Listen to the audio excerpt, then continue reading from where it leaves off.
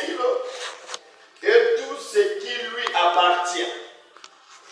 Ils porteront le tabernacle et tous ses ustensiles. Ils en feront le service. Et ils camperont autour du tabernacle. Quand le tabernacle partira, les Lévites le démonteront. Quand le tabernacle campera, les Lévites le dresseront. Et l'étranger qui en approchera sera puni de mort. Que Dieu bénisse la lecture de sa parole. Amen. Prenez place, je vous en prie. Bien-aimés, que le Seigneur vous bénisse encore. Amen. Et toutes mes excuses de vous avoir gardé longtemps debout. Bien-aimés, nous sommes là pour la gloire du Seigneur, afin de passer des moments d'intimité dans l'écoute de la parole de Dieu. Quand un élève part à l'école, il prête son attention au professeur, à l'enseignant,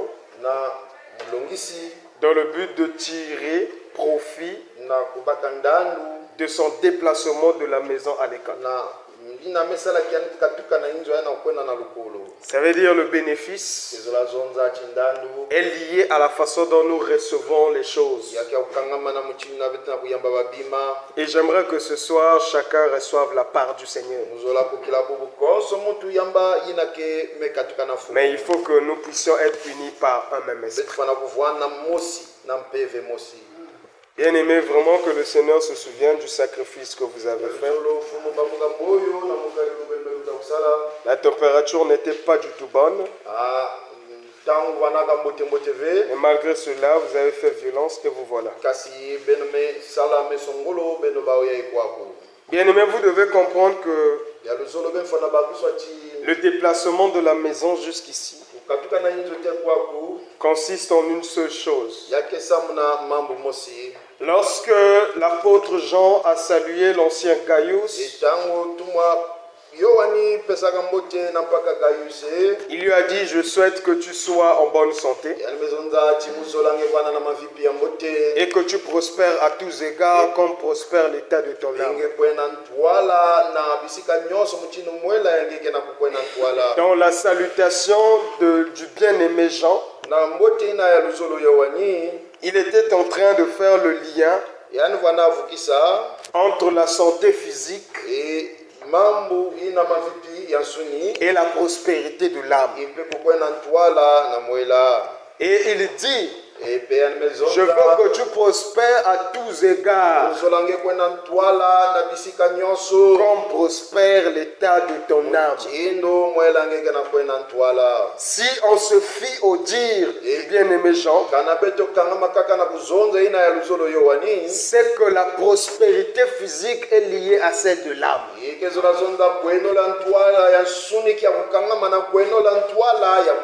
ton âme est prospère, tu seras aussi prospère dans ce que tu fais. Est-ce que vous comprenez ces choses? Et quand nous venons à l'église, c'est pour faire prospérer l'âme. En réalité, on n'est pas différent de ceux qui sont dans les maisons, ceux qui ne prient pas. Mais la différence vient s'établir au niveau où nous écoutons des choses que eux n'écoutent pas. Et à cet instant où nous sommes en train d'écouter, il y a aussi dans le monde des gens qui écoutent. Mais ce n'est pas l'écoute qui emmène le changement, mais c'est ce qu'on écoute qui change. Parce qu'à l'heure où nous parlons, il y a de ceux qui sont en train de faire cours à l'école. Ils écoutent. Au moment où nous parlons, il y a dans ces pays où il y a des discours politiques qui sont en train d'être donnés. Les gens écoutent.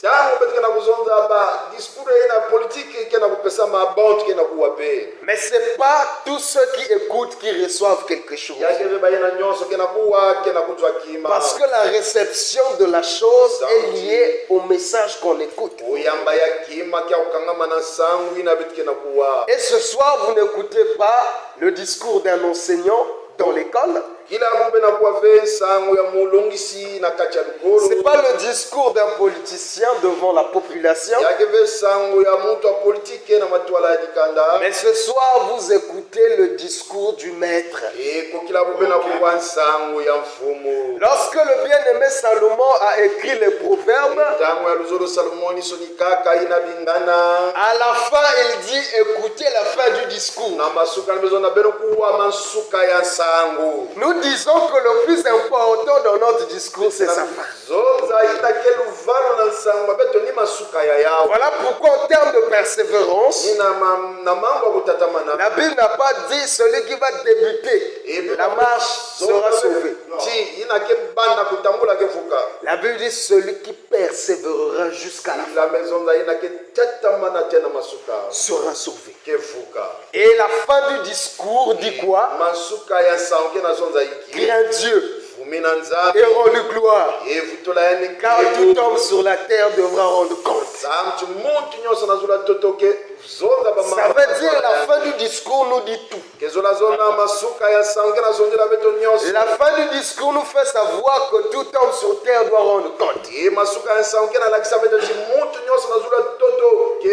La fin du discours nous dit que nous devons craindre. Est-ce que vous comprenez ça? Mais on ne peut pas persévérer jusqu'à la fin si on a un ventre vide. Le prophète Élie avait un parcours à faire. Mais pour quitter là où il était et arriver à la montagne d'Horeb, sans manger, il ne devait pas arriver. Voilà pourquoi Dieu l'a envoyé un ange. L'ange dit à Élie, bois et mange car le chemin est lent. C'est-à-dire pour parcourir un autre trajet, il faut avoir un ventre plein. Et ce soir, vous êtes venu ravitailler le ventre de votre âme afin de pousser encore plus loin dans la marche. Que le Seigneur nous bénisse encore. Qu'il puisse ouvrir votre entendement et qu'il fasse grâce à chacun de capter ce morceau. Bien aimé, ce soir, avec la grâce de Dieu, nous allons finaliser avec ce qu'on avait débuté. Le thème est intitulé La bannière des Lévites. Nous avons dit dernièrement que ce n'est pas possible d'aborder un thème sans d'abord emmener une compréhension au niveau de l'intitulé. On ne peut pas parler de la foi, par exemple, sans expliquer ce que c'est la foi. Ça, c'est la première des choses à faire. Et on ne peut pas parler de la bannière sans expliquer ce que c'est une bannière, à la manière des hommes d'abord. Parce que Christ, pour faire comprendre aux gens le langage céleste, prenez des exemples physiques pour leur faire comprendre le spirituel. Et nous disons aussi qu'on ne peut pas vous introduire dans la pensée de Dieu si on ne vous explique pas d'abord le physique. La bannière, selon sa définition, c'est un drapeau de guerre. Est-ce que vous comprenez ça? Ce drapeau est porté par des corps d'armée. Et pourquoi les corps d'armée ont des bannières? La bannière est un indicateur. La bannière est un symbole. La bannière est un identifiant. La bannière permet au camp adverse de savoir qui est en face d'eux. Et il y a différentes bannières dans ce monde. Chaque bannière a son symbole, son dessin, son image. Et le symbole là, c'est la référence qui indique à quelle nation appartient ce corps d'armes. Il y a des bannières sur lesquelles on a dessiné une épée. Des bannières là où il y a une croix rouge telle que celle des Templiers. Des bannières là où il y a des dessins d'animaux. Plusieurs bannières. Mais le but d'une bannière, c'est de montrer l'identité de ceux qui sont en face. Est-ce que vous comprenez ces choses-là? Amen. Maintenant, pourquoi ce soir nous avons décidé de parler de la bannière? Parce que c'est quelque chose de très important. C'est une notion que tout enfant de Dieu doit avoir. Parce que là, il ne s'agit pas d'un corps d'armée de ce monde, mais il s'agit d'un corps d'armée spirituel. Et si les corps d'armée de ce monde ont des bannières, nous disons que le corps d'armée spirituel a aussi sa bannière. Mais vous allez remarquer que le thème peut contredire les Écritures. Parce que sur le thème, on a dit la bannière des Lévites. Mais si vous lisez, les Lévites n'ont pas de bannière. Les Écritures que nous avons pris dit, selon l'ordre de l'Éternel, Moïse et Aaron devaient faire le dénombrement au milieu d'Israël. En quoi consistait ce dénombrement? Ce dénombrement consistait à prendre au milieu d'Israël tous les hommes vaillants en âge de porter les armes. Pourquoi l'Éternel avait ordonné cela? Parce qu'il commençait à monter une armée. Quand Israël a été délivré de l'Égypte, ils sont sortis comme des simples civils. Mais quand ils arrivent au désert, Dieu va les constituer en armée. Parce que le combat arrive. Est-ce que vous comprenez? Amen. Après que Moïse et Aaron aient fait le dénombrement, l'Éternel ordonne que dorénavant, les enfants d'Israël doivent marcher selon leur tribu. Chaque tribu selon son corps d'armée. Et chaque corps d'armée avec sa bannière. Donc Judas avait son drapeau. Simeon en avait. Ruben en avait. Et ainsi de suite. Est-ce que vous comprenez ça? Et quand il marchait, chacun marchait devant sa bannière. La bannière est la tête d'affiche. La bannière est devant. Et toute bannière est toujours suspendue. Parce que la bannière doit être visible au loin.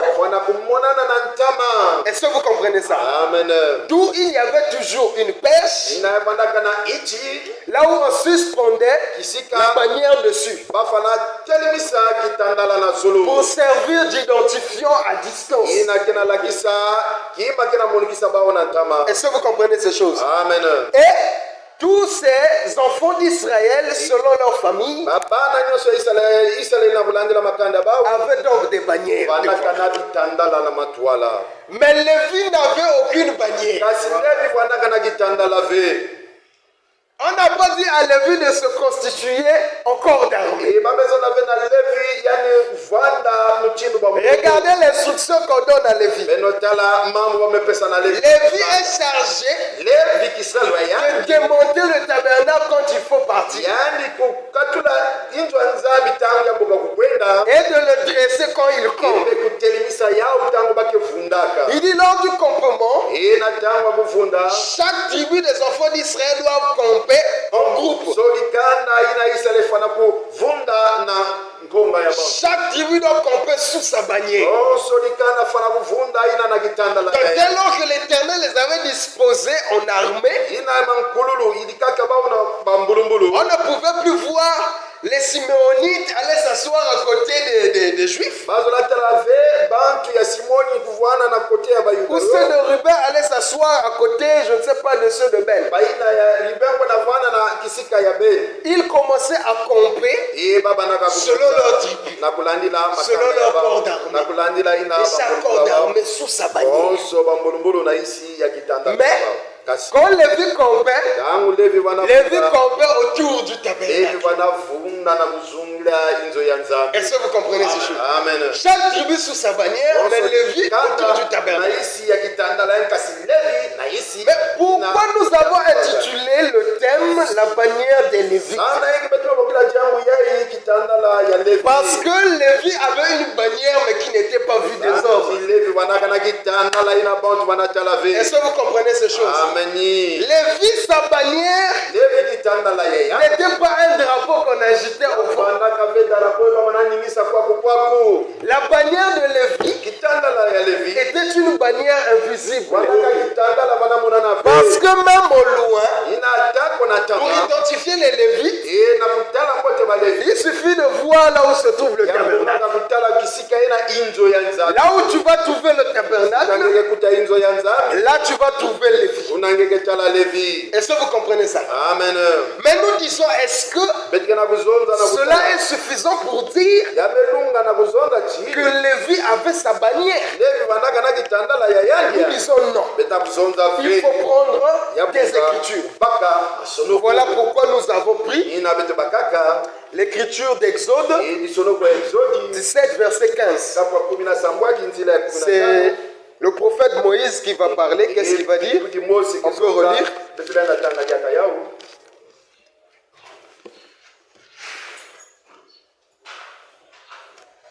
Exode 17, 15.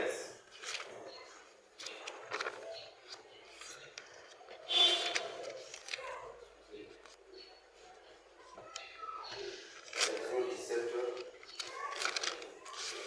verset 15. Moïse bâtit un autel et lui donna pour nom l'Éternel ma bannière. Ok, on va foncer rapidement. On va prendre aussi psaume. On prend d'abord Ésaïe, c'est mieux. On prend Ésaïe 11, verset 10. Ésaïe 11, 10. En ces jours, le rejeton d'Isaïe sera là comme une bannière pour les peuples. Les nations se tourneront vers lui et la gloire sera sa demeure. Ok, on prend psaume 60, verset 4. Et on saute verset 6.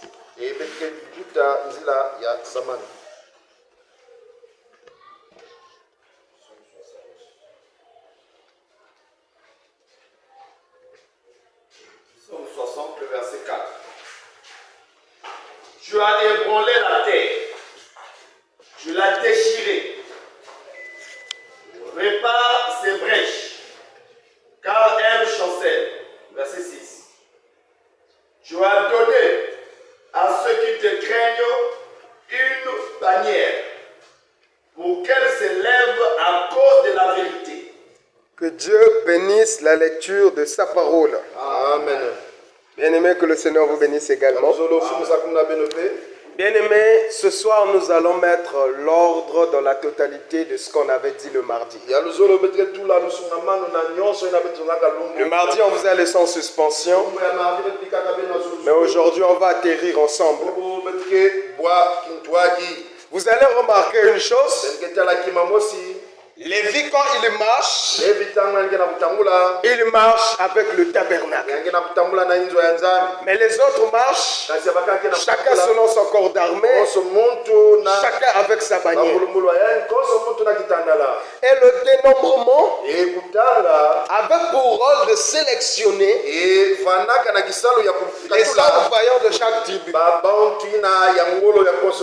Mais l'Éternel dit, vous n'allez pas dénombrer les vies. Ça veut dire chez les Lévites, il n'y avait pas de guerriers. Les Lévites n'allaient pas sur le champ de bataille. Les Lévites n'étaient pas enrôlés au combat. Le combat de Lévi, c'était le temple. C'était le service sacerdotal. Est-ce que vous comprenez? Or, la bannière, c'était pour les guerriers, les combattants. Parce que la bannière, on ne s'en sert que sur les champs de bataille. Mais Lévi ne part pas sur le champ de bataille. Qu'est-ce qu'il va faire d'une bannière? Alors que nous disons, Lévi ne représentait pas un guerrier physique. Lévi était un guerrier de l'Éternel. Pendant que les autres tribus allaient combattre les Philistins, les Moabites, eux ils combattaient un ennemi d'un autre genre. Est-ce que vous comprenez ces choses? Quand les enfants d'Israël venaient au temple, ils venaient en guerre. Là, on parle d'une manière spirituelle. C'est-à-dire quand l'un de ceux des tribus des enfants d'Israël, ceux de Ruben, ceux de Siméon, ou de Judas, ou de Ben, quand ils péchaient, l'Éternel ne leur avait pas donné l'autorisation de s'adresser à lui. C'est à Lévi seul que revenait le droit de converser avec lui. Du coup, nous disons, quand le peuple péchait, c'est que le peuple avait contacté un poison. Le peuple s'est taché en quelque sorte. Et nous savons que l'instigateur du péché, c'est le diable. Maintenant, quand ils viennent avec le péché dans le temple, nous disons qu'ils ont emmené tout un ennemi qui doit être combattu. Et Lévi, son combat, c'était contre le péché. Voilà pourquoi les mains étaient imposées sur l'animal, signe de transmission de l'état de la personne dans l'animal. Ce symbole, c'est l'homme qui prenait son péché et qui mettait son péché dans l'animal. Et quand Lévi travaillait, il ne prenait pas la personne qui a été innocentée. Il prend l'animal qui s'est chargé du péché et il égorge l'animal. Ça, c'est le champ de bataille du Lévi. Est-ce que vous comprenez ça? Amen. Et nous disons, la déclaration de Moïse est fondée. Nous disons, l'Éternel, c'est la bannière de Lévi. Et la représentation de l'Éternel au milieu du peuple, c'était par le tabernacle.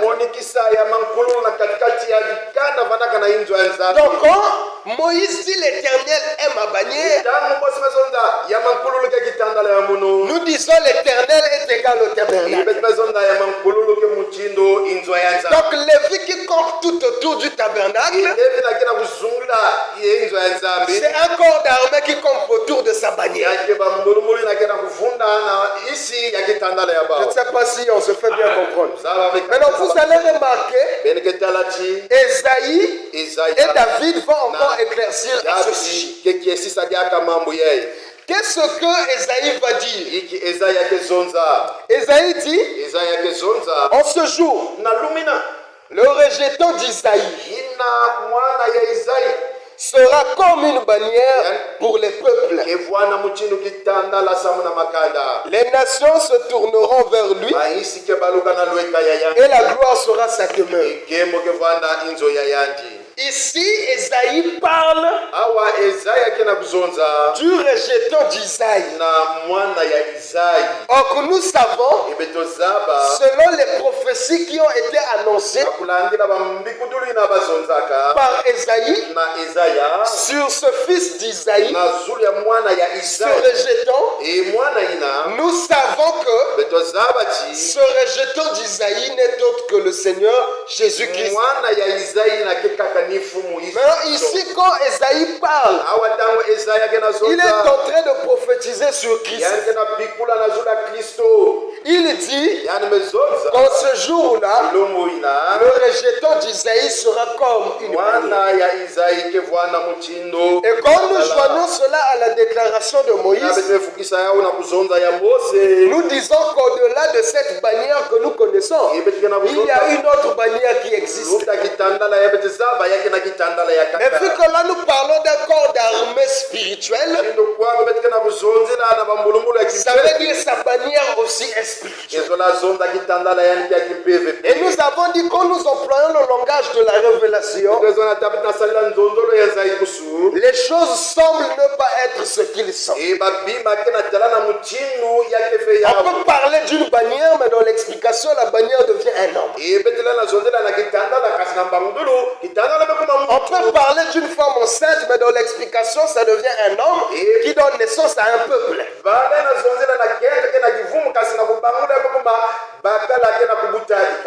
On peut parler d'une pluie qui arrose la terre, mais dans l'explication, ça devient la parole de Dieu qui arrose les enfants de Dieu. Donc la révélation est un langage énigmatique. Et nous disons que la bannière, c'est un langage énigmatique. Lévi, en tant que corps d'armée de l'Éternel, a pour bannière l'Éternel. Mais quand David parle de la bannière, il dit la bannière de Dieu s'élève pour ceux qui craignent l'Éternel. Et la bannière s'élève pour la vérité. Est-ce que vous comprenez ça? Donc nous disons ici que la bannière a un rapport avec la vérité. Donc quand la bannière s'élève, c'est pour quelque chose. Et c'est ce que David dit. La bannière s'élève à cause de la vérité. Donc il dit bannière, dit vérité. Là où il y a la vérité, c'est que la bannière est née. Est-ce que vous comprenez ces choses? Mais si Moïse a dit que sa bannière c'est l'Éternel, et que Esaïe est en train de confirmer que le rejeton d'Isaïe aussi est une bannière, nous disons donc dans l'explication, la bannière dont nous parlons n'est autre que la personne du Seigneur Jésus-Christ. Et les Lévites dont nous parlons, ce n'est plus ceux de Jérusalem. Les Lévites, c'est nous aujourd'hui. Merci. Voilà pourquoi l'apôtre Paul dit, les Lévites, ce ne sont pas seulement, les Juifs plutôt, ce ne sont pas seulement ceux qui ont le dehors, mais nous le sommes par la circoncision de la parole de Dieu. Est-ce que vous comprenez ces choses? Donc ici, nous ne parlons plus des Lévites dans la chair, nous parlons des Lévites spirituels. Dans la chair, toi et moi, chacun a son patois. Chacun revient d'un certain peuple. Mais d'une manière spirituelle, toi et moi sortons d'un même peuple. Toi et moi formons une même tribu. Qui est la tribu des Lévites? Pourquoi nous disons qu'aujourd'hui les Lévites c'est toi et moi? Vous remarquerez que Dieu avait donné à Lévi le droit de parler. Ce qui faisait que les autres tribus, pour parler à Dieu, devaient passer par les Lévites. Est-ce que vous comprenez ces choses? Et aujourd'hui, par la mort de Christ, la Bible dit, le voile du temple a été déchiré. Et aujourd'hui, nous avons accès à Dieu. Et quand nous parlons, le Seigneur nous exauce. Nous disons donc, aujourd'hui les Lévites, c'est nous. Mais si nous sommes des Lévites, ça veut dire en marchant, on doit marcher avec le tabernacle comme marchaient les Lévites. Et nous avons expliqué que ce tabernacle représente l'Éternel lui-même. Et l'Éternel, selon Moïse, c'est une bannière. Donc les Lévites marchaient avec leur bannière. Pourquoi nous parlons de la bannière? La bannière, c'est une indication. La bannière, c'est toute une identité. Et un jour, il y a des Lévites qui étaient en train de marcher dans les rues d'Antioche. Ceux qui les voyaient avec les yeux physiques ne voyaient que des hommes ordinaires. Mais les fils de la révélation ont vu des Lévites qui étaient en train de marcher avec le tabernacle. Ils ont vu un corps d'armée qui marchait avec sa bannière. Et la Bible dit que c'est pour une première fois que les disciples ont été appelés chrétiens à Antioche. Pourquoi ceux qui les avaient vus les ont appelés chrétiens? Nous disons que leur bannière leur a trahis. Voilà pourquoi quand Pierre était allé s'infiltrer parmi ceux qui avaient arrêté Christ, la Bible dit ceux qui l'avaient vu l'ont demandé, toi si tu étais avec lui. Il a dit non, il s'est déplacé. Un autre lui dit, tu étais avec cet homme. Il dit, je ne le connais même pas. Ton langage te trahit. Est-ce que vous comprenez ces choses? Ah, nous disons, quand vous voyez le langage qui trahit, moi je vois un soldat avec sa bannière. Est-ce que vous comprenez ça? Nous disons donc, si Christ est la bannière et que nous disons être enfants de Dieu, c'est que partout où nous allons, nous devons transporter notre bannière. Et la bannière doit indiquer de quel corps d'armée nous faisons partie. Et pourquoi nous insistons là-dessus? Parce qu'il y a des soldats sans bannière. C'est la bannière qui indique qui tu es. Sans bannière, tu peux t'infiltrer n'importe où. Je fais partie de l'armée des États-Unis. Demain tu fuis, tu pars, non, je fais partie de l'armée de France. Mais la bannière, ça a une indication qui dit qu'il n'est pas d'ici, il est de là-bas. Est-ce que vous comprenez ces choses? Et tous ceux qui ont cru au Seigneur, tous ceux qui nous ont précédés dans la foi, ont porté leur bannière. Il y a de ceux qui sont morts au prix de leur bannière. Est-ce que vous comprenez ces choses? Mais David fait savoir que la bannière s'élève à cause de la vérité. La bannière peut être là, mais est-ce qu'elle est... La bannière doit flotter dans l'air. Ça doit être visible au loin. Et nous avons dit, pour que le serpent de rein soit visible, il fallait qu'il y ait une perche. Et quand on avait parlé de ça, on avait dit, la perche ici, c'est l'image du ministère qui rend visible le serpent des reins. Et nous disons aussi que la bannière flotte dans l'air, la bannière doit être suspendue à une perche. Et ce qui fait que la bannière soit visible au loin, c'est la vérité. Et nous disons que la vérité, c'est tout un homme. Parce qu'un jour, un homme a dit, je suis le chemin, la vérité et la vie. Est-ce que vous comprenez ça? Amen. Donc, tout enfant de Dieu qui dit appartenir à Christ doit avoir pour vérité comme compagnon. Parce que les corps d'armée que l'Éternel avait constitués marchaient toujours avec la bannière. Ils campaient toujours avec la bannière. Ça veut dire leur vie était liée à leur bannière. Et toi aussi, dès l'instant où tu t'es engagé,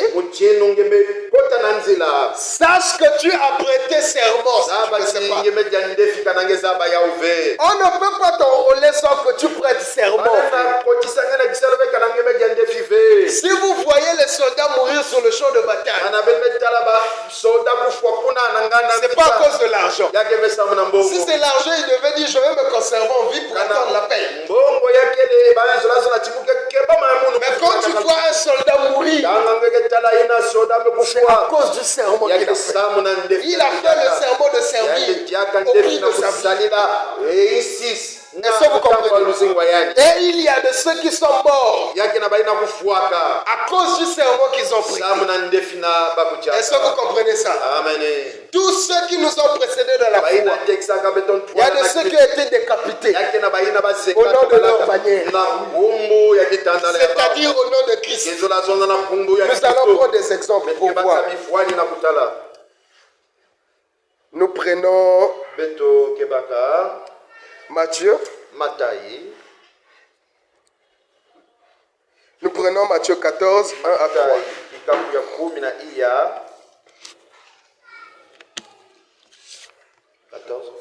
1 à 3. Matthieu 14, 1 à 3. En ces temps-là, Hérode le tétrarque, ayant entendu parler de Jésus, dit à ses serviteurs, c'est Jean-Baptiste, il est ressuscité des morts. Et c'est pour cela qu'il se fait par lui des miracles.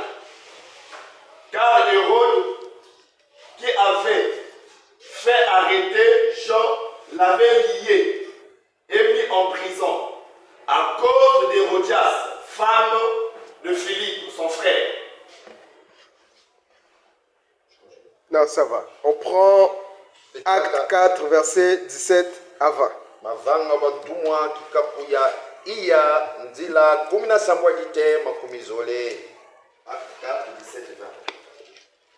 Mais, afin que la chose ne se répande pas davantage parmi le peuple, défendons-leur avec menace de parler désormais à qui que ce soit en ce nom-là.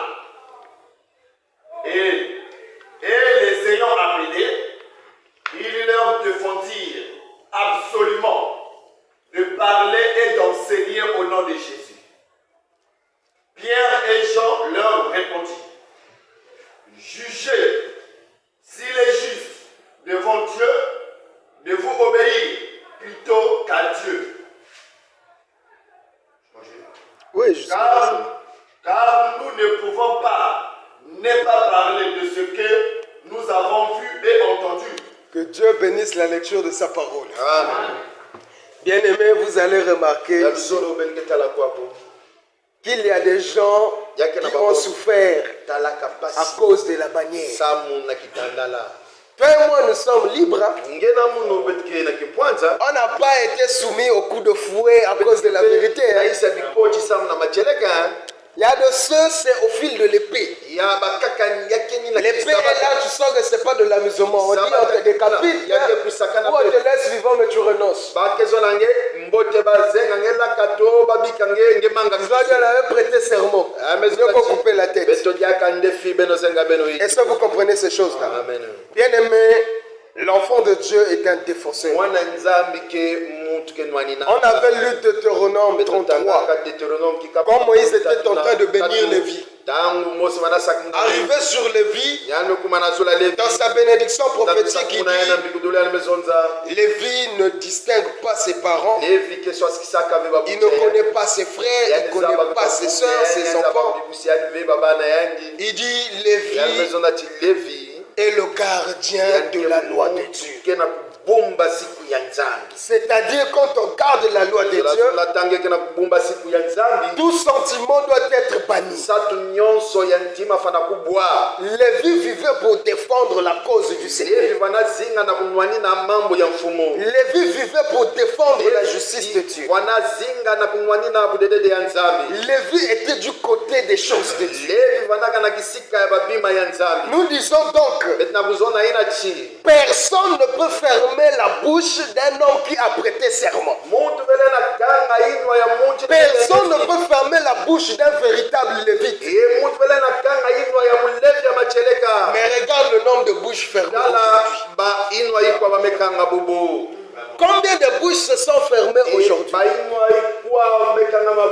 Et nous disons, le lévite ne peut pas être un défenseur s'il ne connaît pas ce qu'il défend.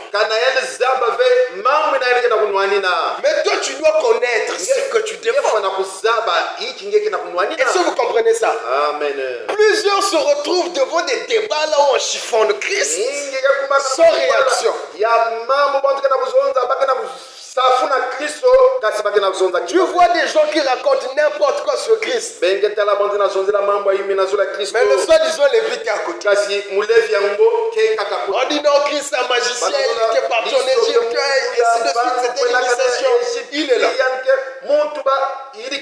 Ah non. Un lévite, il doit réagir. Parce que l'Éternel a dit, Lévi n'aura pas de part avec ses frères. Sa part, c'est moi.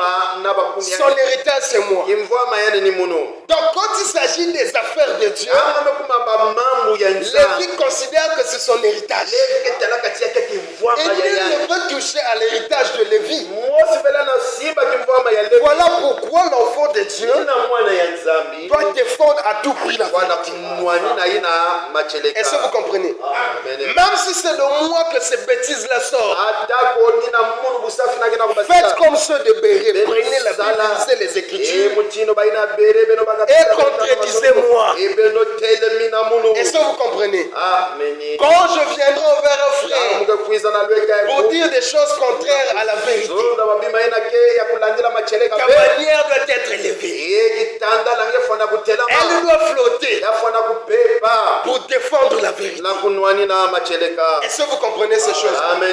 Si déjà moi je viens pour parler du mal d'un autre auprès de toi et que tu m'écoutes jusqu'à la fin, tu n'es pas digne d'un lévite.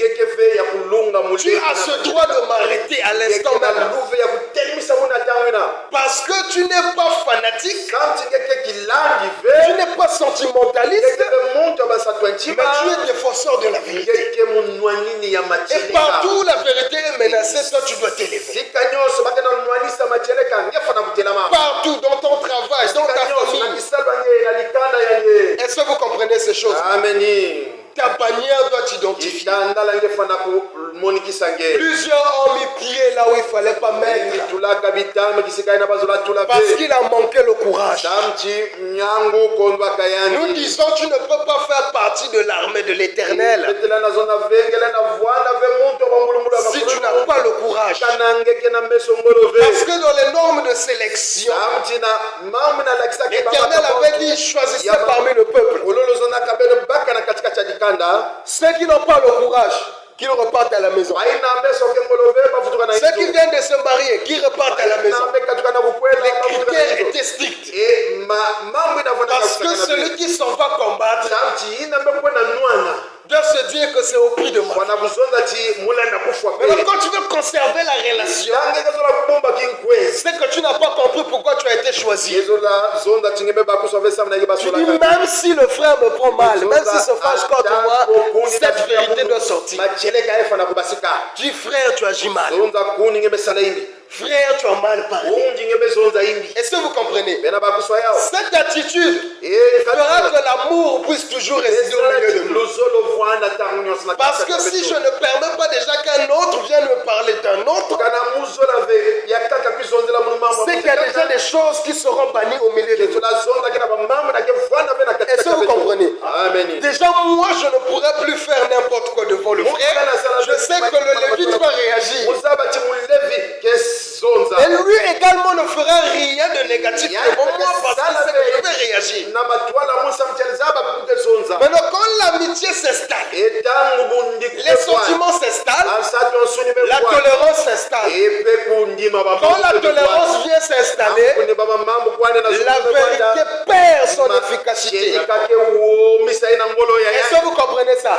Et la vérité qui perd son efficacité, dans un langage de la révélation, nous appelons ça une épée sans tranchant. Parce que la Bible dit, la parole de Dieu est une épée à double tranchant.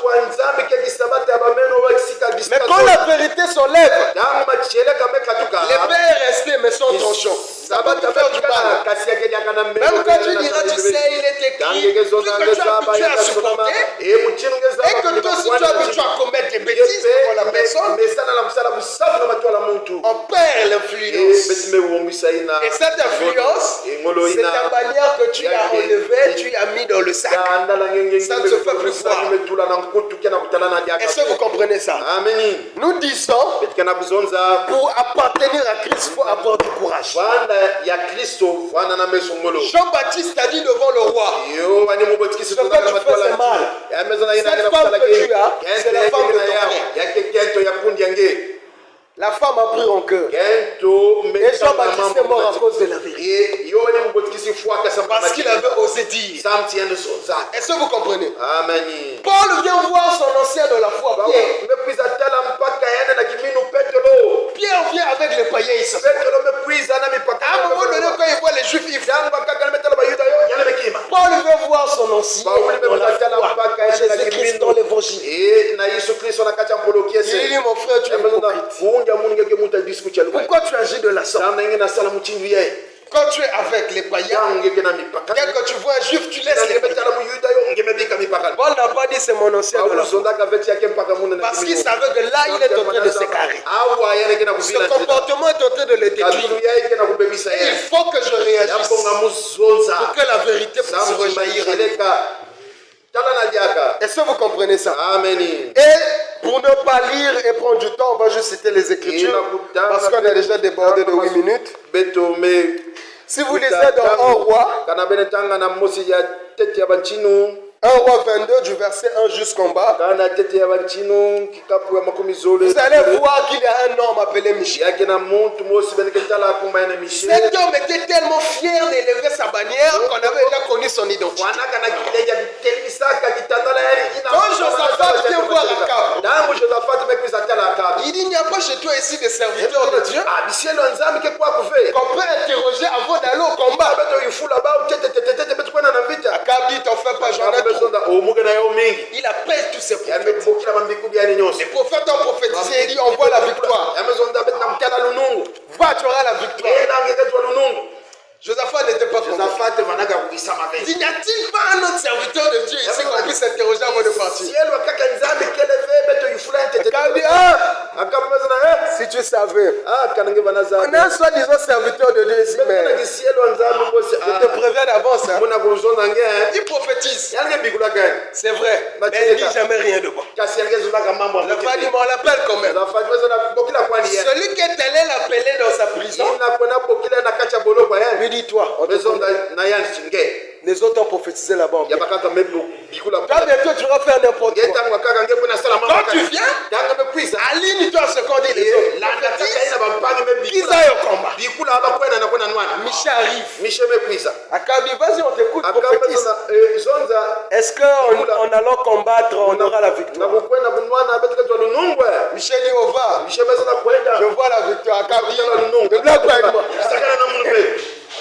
Tu prophétises pas comme ça. Prophétise, je vais t'écouter. Ah, mais Michel doit dire la vérité. C'est sa bannière, il doit la défendre. Il dit, je vois le peuple dispersé. Il n'a même pas fini par la caviar. Lui, c'est comme ça. Il remettait l'autre. Remettait dans sa prison. Il dit, j'avais rien de bon. Vous voyez, déjà, il savait que Michel, quel que soit, il va toujours dire des choses qui vont l'embarrasser. Akab pensait que c'était des choses qui l'embarrassaient. Michel voyait que c'était les signes de l'Éternel. C'est ce que l'Éternel a voulu que je dise, c'est ce que je veux dire. Est-ce que vous comprenez ces choses? Et nous disons, l'enfant de Dieu doit avoir le courage pour servir Dieu. Sans le courage, tu ne peux pas servir Dieu. Si tu mets les sentiments dans les choses de Dieu, tu seras faux serviteur de Dieu. Voilà pourquoi Paul a même dit, si je plaisais encore aux hommes, je ne serais plus un serviteur de Dieu.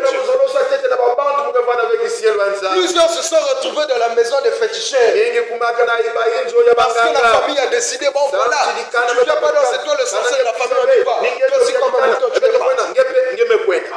Sans bannière. On te rend visite à l'heure du culte, voilà, tu es là. Bon, mes frères, excusez-moi, j'ai reçu la visite, donc comprenez-moi. Ta bannière doit être élevée. Ils doivent savoir qu'à l'heure là, on ne va pas la voir. Soit tu vas nous emmener à l'église, on va continuer la route, soit on ne va pas pousser. Effectivement, quand ils arrivent, je commence à fermer. Ah, moi je vais partir. Donc on part à l'église. Lui, il est comme ça seulement. Est-ce que vous comprenez? Amen. Bon, regarde, ce dimanche, tu viens le matin, on a une réunion de famille. C'est ta manière. On te connaît déjà. Est-ce que vous comprenez ça? Ils savent comment on descend. Lui, c'est comme ça. Maintenant, toi, tu es comment? Est-ce que vous comprenez ça?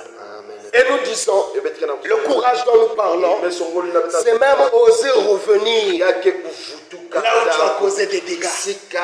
Plusieurs ont du mal à être enfants de Dieu devant certaines personnes parce qu'ils ont déjà tout foutu en l'air. Je m'explique. Devant un certain groupe de païens, tu t'es mal comporté à maintes reprises. Ils ont même déjà changé ton nom. Ils disent, Pasteur Yankee.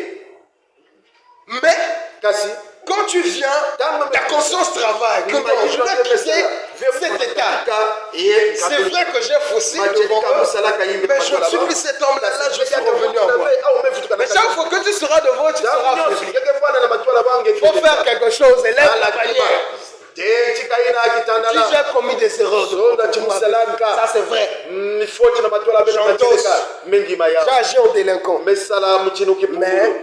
j'ai mon image. Moi je suis un lévite. Je suis un serviteur de Dieu. J'ai une manière à défendre. Et là, les choses ont changé. Vous me verrez plus dans ces choses-là.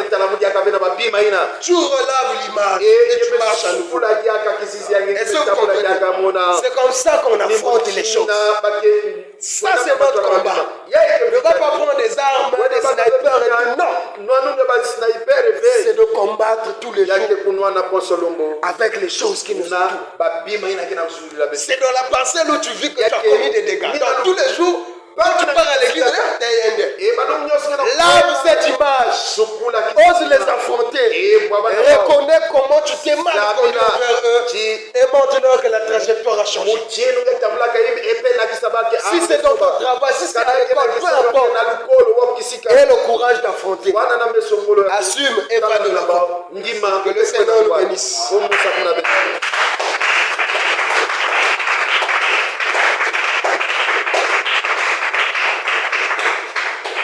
Bien-aimé, que la gloire revienne au Seigneur. En résumé, comprenez une chose. La vérité ne peut jamais être cachée. Et la vérité ne peut pas être mélangée dans les sentiments. Nous nous en servons à tout moment, à tout instant, devant toute personne. C'est ça notre nature. Vraiment bien aimé, on va prier le Seigneur qui nous imprègne de sa vérité. Et